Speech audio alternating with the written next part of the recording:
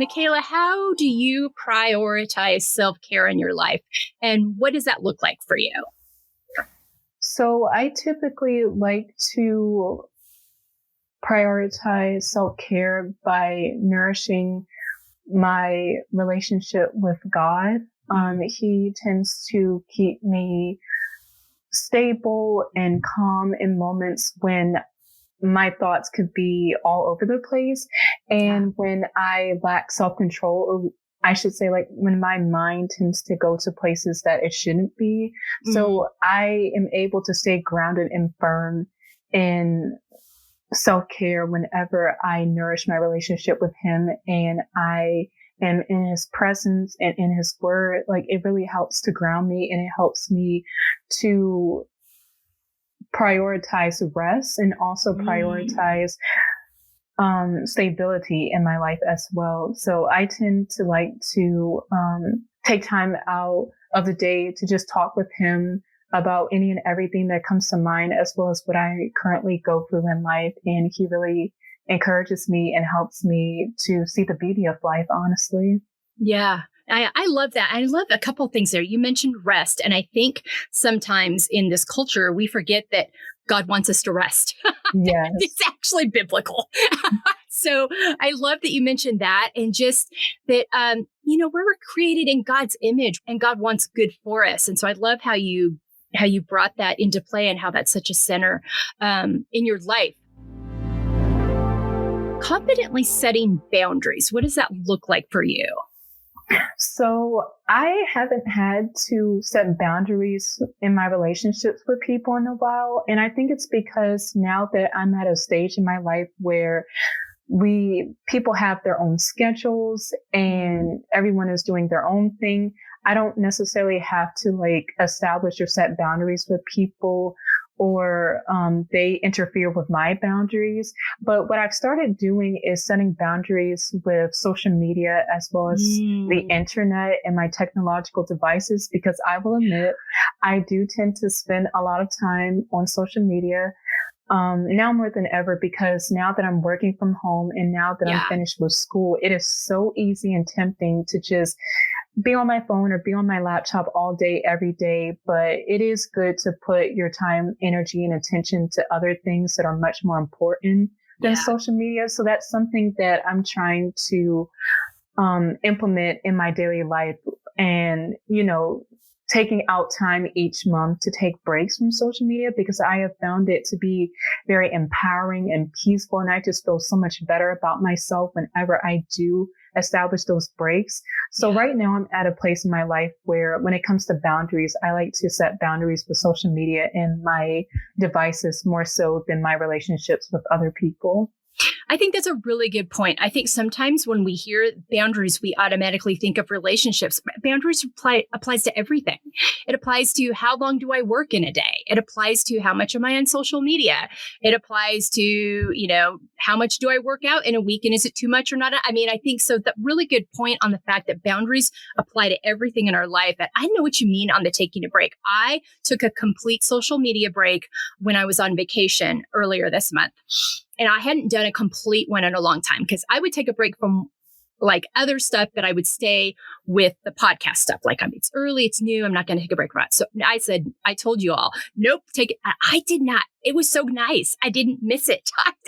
I read books. I, sat outside in nature. I mean, it was just so, I think that is really important. And and it helps you to keep things in perspective too, because there's some, like every good thing, if you do it too much, it can become a negative. And I think social media is a big one on that front. Taking care of your emotional health as much as your physical health. What are some practices that you use to make this possible for you to process your emotions in a healthy way so they don't become stored up in your body and show up physically?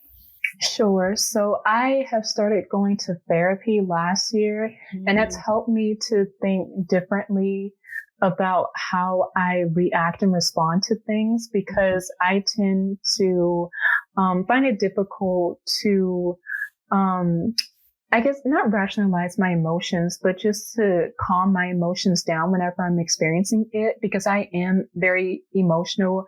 I used to be called very sensitive when I was younger. So it does tend to be very difficult for me to keep my emotions in check. But therapy has definitely been helping me out with that, where I'm questioning, okay, where are these thoughts coming from? What triggers them, and how to best go about taking these thoughts captive when they become too overwhelming or too much of a burden for me to bear. And I think going out in nature definitely helps me too, because it allows me to be present with the Lord and just enjoy his creation and just to see the beauty of the world, because I think you definitely notice it in every season, but especially when it comes to spring and summer, because that's when the flowers are blooming. That's when the sun is at its highest peak, it seems. And you just see all these intricate and beautiful things about our world. So that definitely helps me out a lot. And so it helps to, better my mental health when I actually take the time out of my day to maybe take 5 minutes out of my day to just get out in the sun, enjoy the warmth while we can. And to it's going to turn soon. Exactly. Yes. So that definitely has helped. And also I think watching YouTube videos has also helped to better my emotional health, because I've noticed that, I guess, listening and watching people's stories is very inspiring and empowering, and it reminds me that I am not alone in my struggles and I'm not alone in my life experiences. So it's just nice to be able to see where people are in life and where they were before, and how I too can share my story to help someone else. I think that definitely helps out with keeping me stable and sane. Yeah, absolutely. I love that. And I think there's so many important things there. One, I think the nature thing, especially I feel like in this time we've been in the last few years, it's so good to get outside and see the beauty in the world. I know that for me, I try to get outside at least once every day, even if it's just a short walk around the block. And also, like on our vacation, we spent we were in the mountains at lakes. We had an Airbnb by the water, the Puget Sound, which is kind of salt water. It's not the open ocean, but just beauty. And it was just so refreshing and just such a reminder of all that is beautiful. And I think we need that. I think that can be so grounding for us right now. And I love the stories piece. I'm passionate, as you've heard me talk about stories and listening to people's stories to create bridges and to find common ground, and to also not feel alone. Because I think with all of us working a lot virtually, it's really convenient, and we don't have to, drive anywhere and spend the money on gas right now and have commute times and all those things. But it can also can be isolating. And so just getting out in nature, watching those YouTube videos, connecting with people in those ways where we can find common ground. I love that. Thank you so much for sharing that. That's awesome. How can we support ourselves and other women in living unapologetically? I think by being in tune with our feelings and emotions, and also being considerate of others, because I think what we lack most in this world is a lack of empathy and love towards one another. And we're so quick to judge, and we're so quick to make assumptions about people based off of what we see on social media.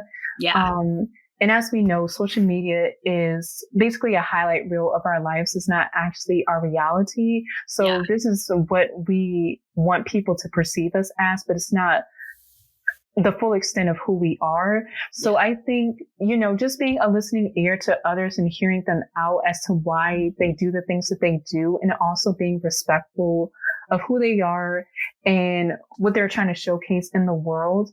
And also, staying true to who you are, because I think that's also something that we tend to lose. I think when we start to get fame, fortune, and wealth, we start to lose our identity in a sense. Yeah. So I think, staying true to ourselves and, being embracing, who you are and also embracing others, because we can always learn something from another person, especially if we haven't walked in their shoes. And I think that that's the beauty of life. We get to learn from other people and they get to learn from us. So it's just so beautiful how life works and how we were created for that. So I think that's amazing.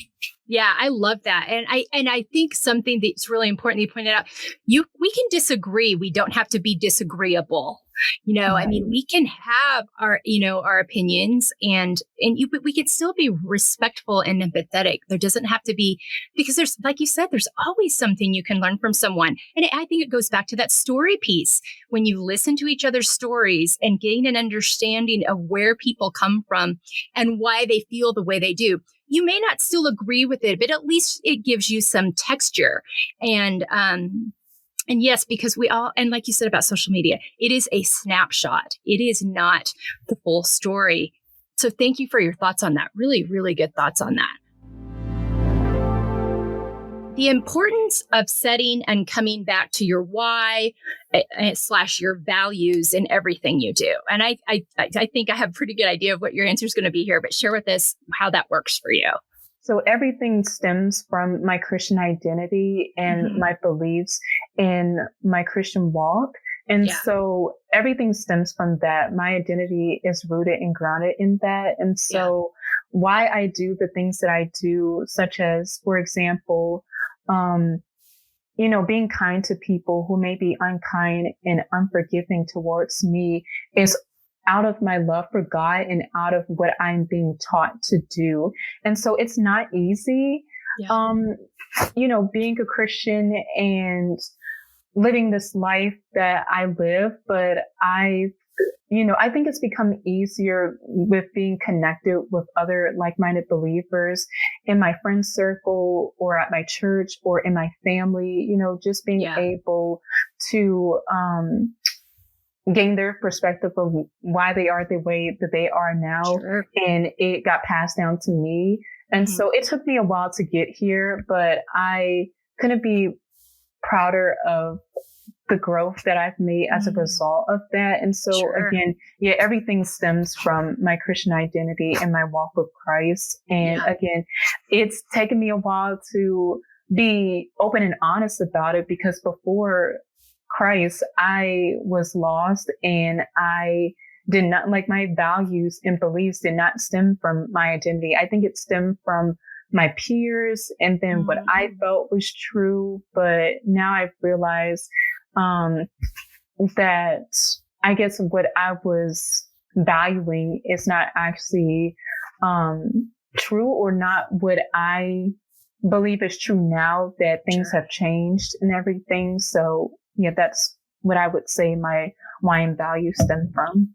Yeah, I think that's a really great answer. And you make a great point. I mean, I think all your values, your why, your spiritual walk, your faith, all those kinds of things that we base our values off of, we each have to do our own journey with that, because we all grew up with this set of prescribed things that were presented to us. And that's the background. But at some point we have to step back and be like, okay, what's my own? What do I believe? What is speaking to me? How do I walk this out? So it's not my parents, it's not my,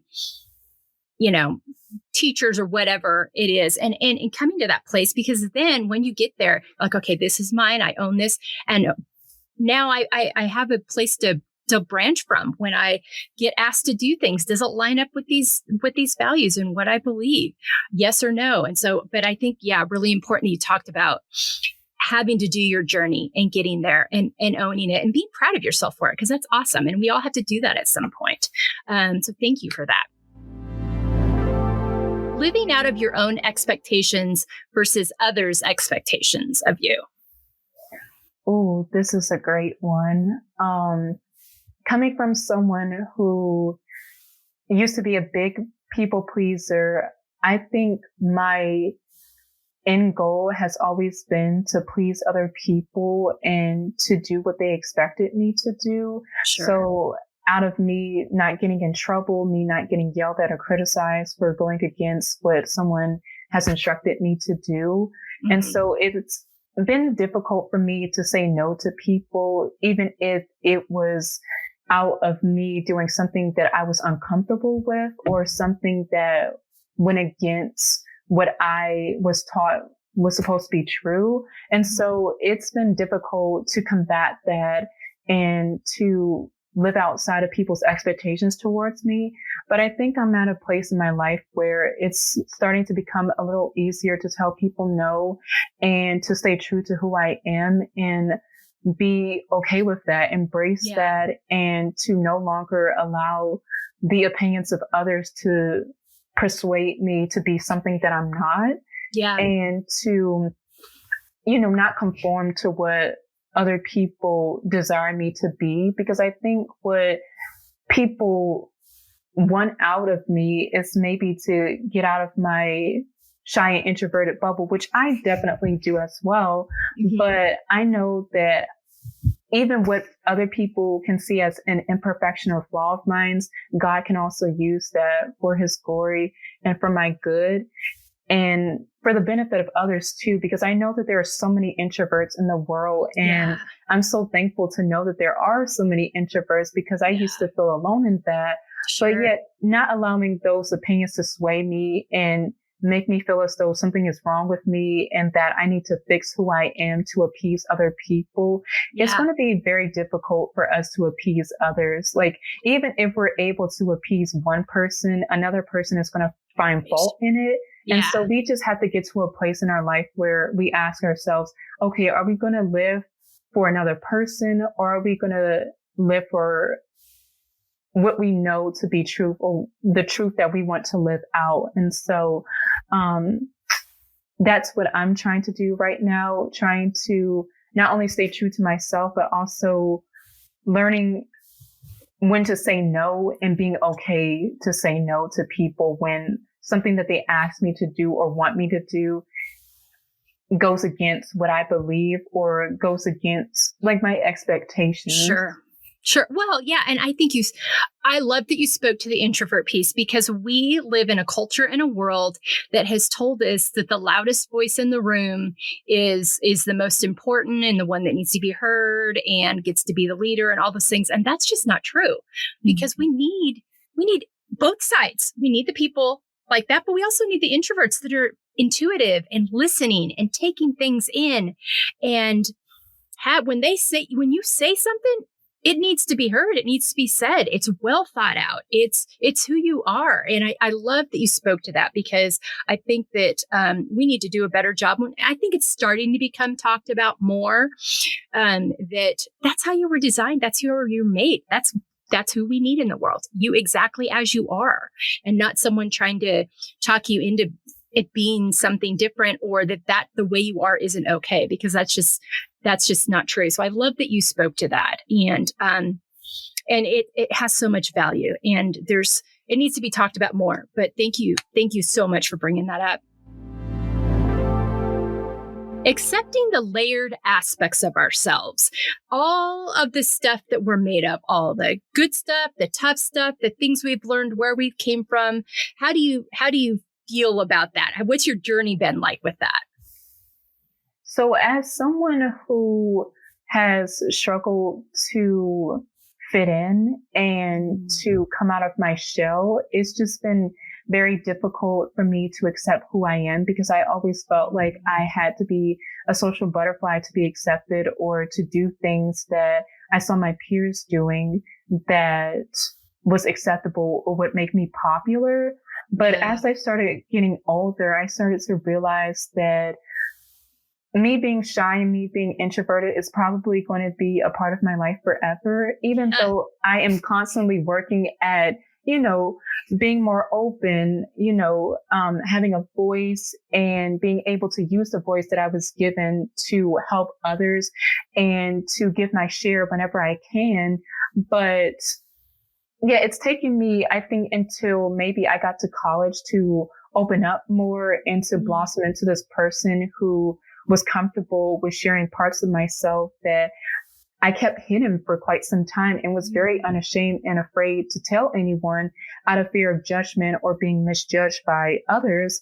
Sure. And so now that I am a little well into my 20s, I'm starting to embrace this part of me, because again, I've realized that there are so many people that I'm connected to or even don't know personally who also can empathize with me and struggling to open up and to not conform to what society says a young adult or a teenager or a child should be or how they should act or dress. But, coming to this conclusion really helps me to embrace the parts of myself that, again, have always been seen as flaws or imperfection from others, sure, and turning them into shrimps or opportunities for growth and change to take place, or for me to embrace this part of myself that, again, even I too saw as a weakness of mine as well.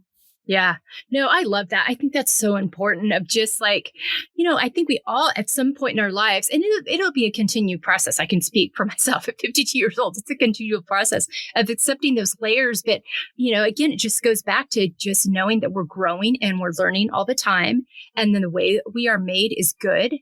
And as we learn and grow, we'll do differently and progress, but we will be true to who we are. And other people don't get to decide based on what's comfortable for them, how we accept ourselves and deal with all those things and how we learn from all these different layers. So thank you so much for speaking to that. In summary, in living out feel, finding empowerment, embracing layers, how has this affected you, the quality of your relationships? How is this playing out for you and you're young, so you might be still figuring some of this out, but what's been your experience with this? I would say that it's allowed me to be more connected with people who are like me. Because for the most part, my friend circle have been people who were also introverts or shy, just like me, and found it very difficult to open up to people and to ask questions to teachers or maybe the manager in a store to ask them questions about an outfit that they were interested in buying, or a pair of shoes that they were probably interested in getting a friend for their birthday, for example. And so it hasn't been a hindrance per se, but I do see my faith has definitely, I think, pushed some people off because I guess people don't relate to it or can't relate to it. So they get turned off by me embracing this part of myself that it's taken me also a while to accept and also to embrace myself. But I see how it's negatively affected my relationships with others and probably has made people not really want to communicate with me or not wanting to have me be a part of their friend circle because they don't understand that themselves, or they're not walking it out with me. And so I've seen how it's affected me negatively, but it's also allowed me to grow closer to people at my church or other churches and to find a community of people who also embrace this part of them, a part of themselves that they too may have also have found it difficult to say, this is who I am and this is who I want people to know me by. And so, I would say that it's both positively and negatively affected my relationships with others, but I am so thankful for the relationships that I have today. And I know that as time goes on, I will definitely be able to expand my circle and be able to meet other great people in this world that I would love to meet and connect with, especially those people that I've connected to on Twitter, for example. They are so great. And I hope one day I would be able to have a conversation with them or talk to them. But just being able to not back down of who I am, but embracing the relationships that I currently have today, but also Sure. being grateful and thankful for the relationships that have ended as a result of my faith or as a result of other things as well. Sure. Well, you bring up a great point. I think one thing that we all have to, it can be a hard time accepting sometimes is we're not going to be for everybody, and that's okay. We don't have to be for everybody. Not everyone's going to like us, and we're not going to like everybody else. And relationships are going to come and go based on where we are in our life. That doesn't mean that relationship wasn't valuable at the time and that we didn't learn something from it. That doesn't mean that it's not okay, that it's okay, not okay now to move on because that relationship is no longer fits in this season that we're in. And I think it's just accepting that flow of life and things. We don't have to be angry about it, or we might be sad.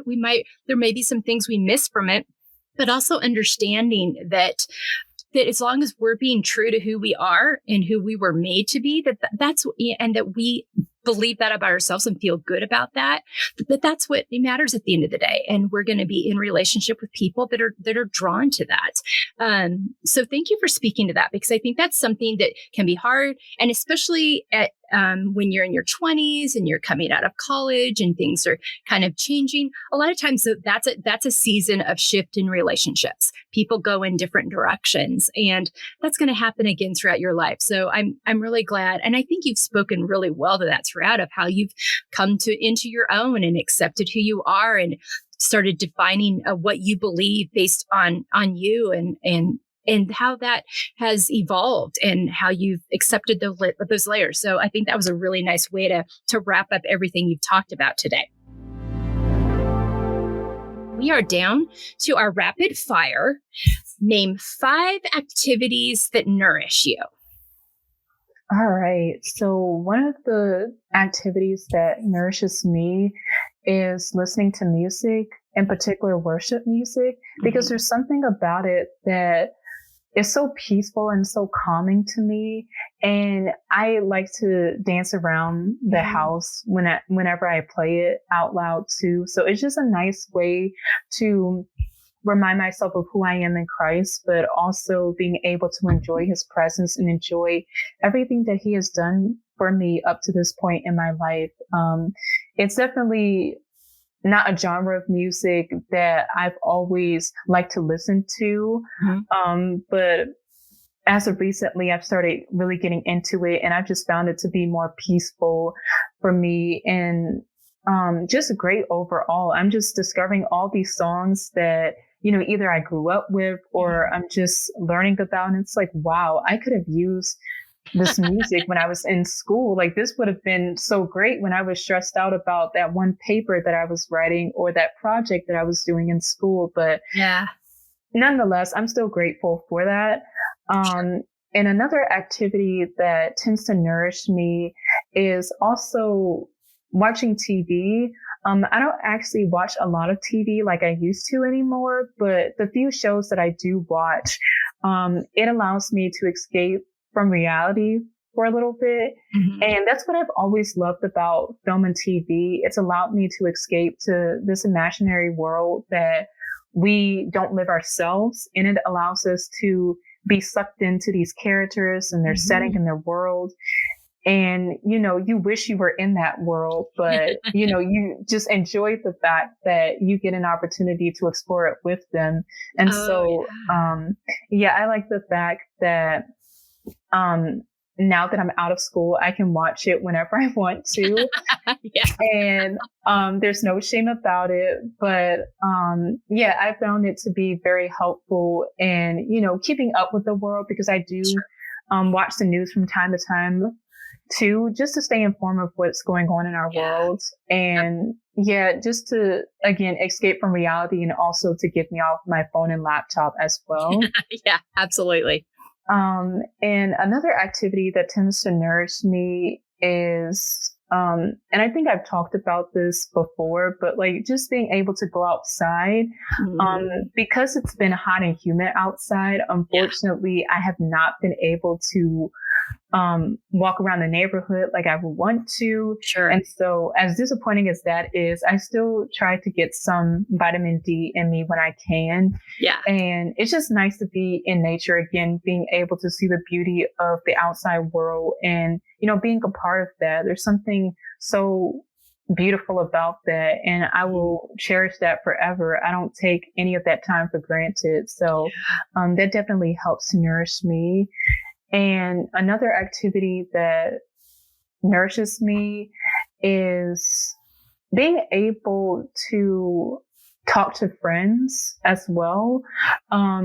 Being able to just be open and transparent about what I'm going to the people that I'm closest to helps me to voice my opinions or just talk freely about things that I may have bottled up before, but it allows me space to not only hear from them and hear how they're doing, but also to talk to them about what's been going on with me and seeing how we could, get to a place where we could probably meet up afterwards and see each other physically and have that physical interaction with one another.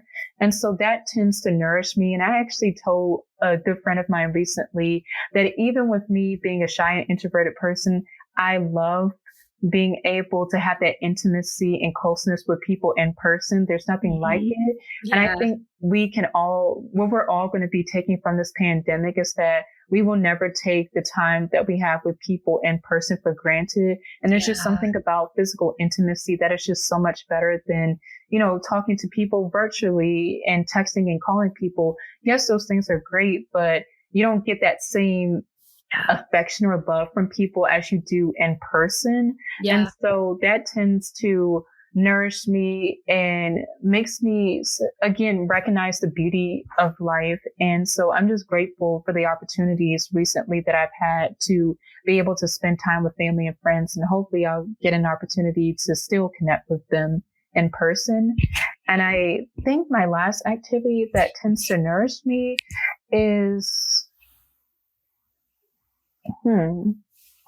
I guess also therapy too, because I used to say to myself when I first started therapy last year, I'm like, I really love therapy. Like there's just something about it that's just it's just so peaceful and it's so calming. And there's just something about being able to, again, being open and honest with someone about what you're going through and hearing their feedback on what you're going through and the ways in which they can help you get to a place of mental health betterment. It's just something so great about that. And so I am so grateful that I've decided to go back to therapy because I really needed it after like an incident that happened last January.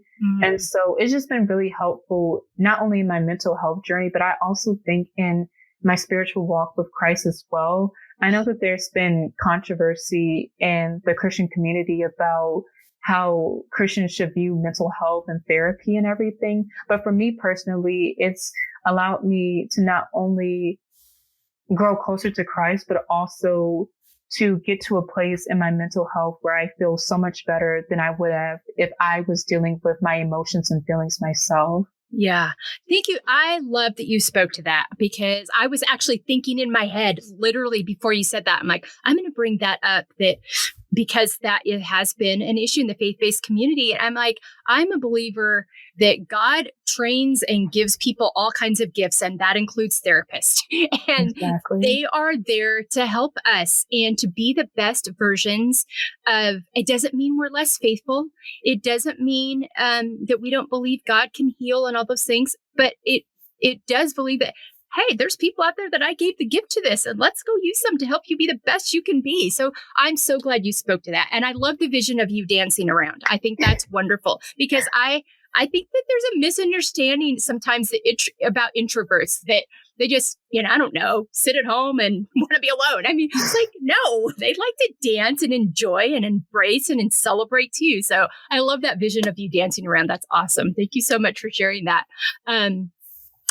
Last thing, 5 words on how you want to feel the next 6 months. This is a great question. I would definitely say 1 would be contentment, because I will admit, especially last year, I was very discontent with where I was in life. Mhm. I kept seeing people on social media posting about their accomplishments and, graduation and everything. Yeah. And because it was difficult for me to find a job, even though I was really happy for the people who were able to get those job offers Mhm. and to graduate and to be able to pay off their student loans and everything, it was still very discouraging for me because, I was still struggling to find a job. I was still struggling to find a paid position. And I felt like there was something wrong with me or that I was doing something wrong. And that's why the process was delayed for me. It was very difficult for me to be content with that. But this year I've noticed that I've been so much more content. And I think that has to do with seeing God's hand at work in areas of my life where I didn't see his hand at last year. And so I've gotten to a place now where I am content in the season of life that I'm in today, but I still find myself from time to time still comparing myself to others and still finding it difficult to be content and being encouraged in where God has me in today. And so in 6 months from now, I hope to just be so much more content and to not allow what I see on social media to dictate or sway the feelings and emotions that I still struggle with today to go on into the new year. And another word that I want to feel in the next 6 months is peace. I do tend to struggle with, again, keeping my thoughts at bay. As soon as I wake up in the morning, my mind is just constantly thinking. It's just constantly thinking. And it can be so hard to shut my mind down, especially before I go to sleep. And so because of that reason, I've lacked peace. Yeah. And, I also feel like there are people judging me for that because, again, I guess it goes back to my faith. And it's like, well, aren't you a Christian? You shouldn't be anxious. You shouldn't have lack of peace in your life. You should enjoy where you are in life. You should enjoy the blessings and the opportunities that have been presented to you and that you have. And I am, but it can still be difficult. I'm still a human being at the end of the day. Absolutely. And, I live in this world where everyone can experience hardships no matter who you are. And so I hope that in 6 months from now, I no longer have to struggle with taking my thoughts captive. I no longer struggle with a lack of peace and just struggling to, being able to control my feelings whenever they go awry or when something triggers them to make me get out of place with them. Yeah. And another word that I hope to feel in the next 6 months is joy. I've definitely have been experiencing so much joy as of recently. Like, I don't know what came over me earlier this month when I was on vacation, but I was just so full of joy. I was just living on cloud nine. And I think it had to do with the fact that I had a change of scenery and I was on vacation. So it allowed me to explore new things and it allowed me to explore a different state than the one that I currently live in right now. And so it was just nice to get away and it was just nice to experience so much joy and peace during that time. And even since then, I had been experiencing so much joy. And it's like, where is this coming from? Like, why am I feeling so much joy? This is so great. I want to continue to feel this way. And so I hope to continue that going into 2023. And another word I would love to feel in 6 months is encouraged. And, being encouraged and knowing that God is in control and that he has my best interests at heart. Like, he knows exactly what he's doing with my life. And so being encouraged in that and just being encouraged and knowing that, the things that are outside of my control, I can't do on my own. I can't do on my own strength or my own accord, and just leave that in his hands and, not even burden myself with that, because there are things that are in my control that I am responsible for and can take control of, but putting that into his hands and, again, allowing that to encourage me as I'm going into the new year and not even focusing on the negatives of this year, but being encouraged in the fact that we all have a fresh start, a clean slate, and that this can be a much better year than even this year was for me.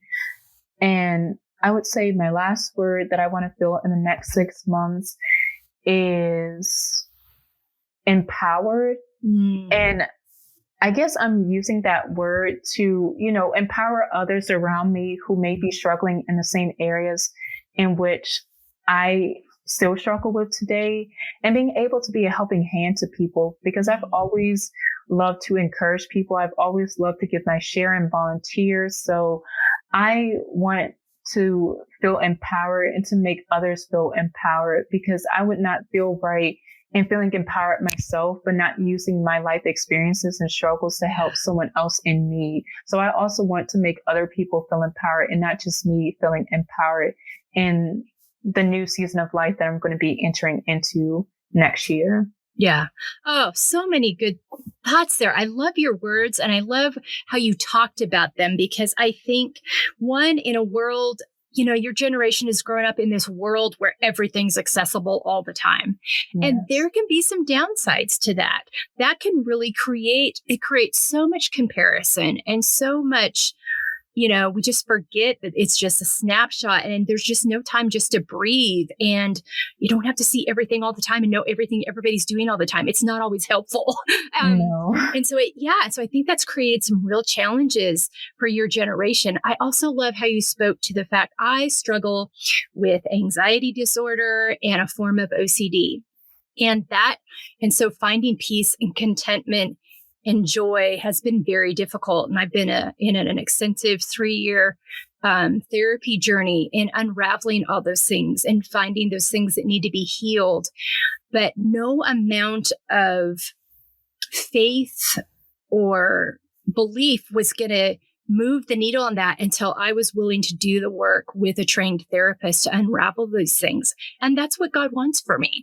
But I understand what it's like in the faith community of like, well, you have this, why don't, and it can be very difficult. I'm like, well, I've got some areas that need to be healed. I've had some experiences that have brought these things up, and until I can, and those things have wired certain things in me. So I'm so glad you spoke to that. I think it's such an important conversation that needs to continue and evolve and be had in faith communities of what these journeys look like. So thank you so much for your authenticity and vulnerability and sharing that. I really appreciate that.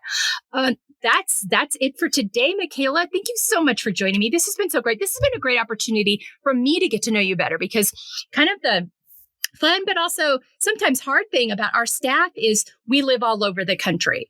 And thank goodness for technology that I can implement these great women with me that are all over the place.